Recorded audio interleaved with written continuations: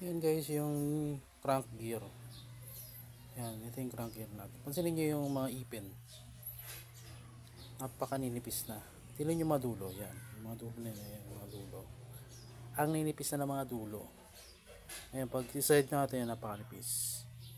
Tapos yung iba naputol na. Ayan, oh, nagkaroon na ng mga putol. Ayan. Kita nyo mga putol. Ayan. So, hindi na maganda yan. So, kaya ang tendency niyan, tatalon na yung timing chain. Mawawala na kayo sa tamang timing. So, ang mangyayari, magiging palyado na yung sasakyan nyo. Tingnan nyo yung bago. Ito, ipapakita ko sa inyo yung bago.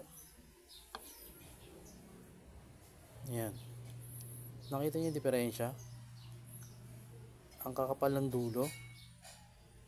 Okay. Malapad yung ibabaw ng mga gear. Ayan, malalapad. So, ang layo sa dati, di ba? So, ayan o. Naputol pa yung iba.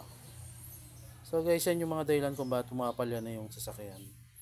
Dahil tumalon na yung timing chain niya. So, tingnan natin yung bago ulit. Ayan o.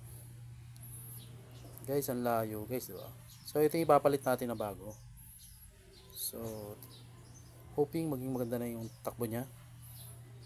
Para magamit na natin yung kotse. Ayan guys, oh. Thank you for watching.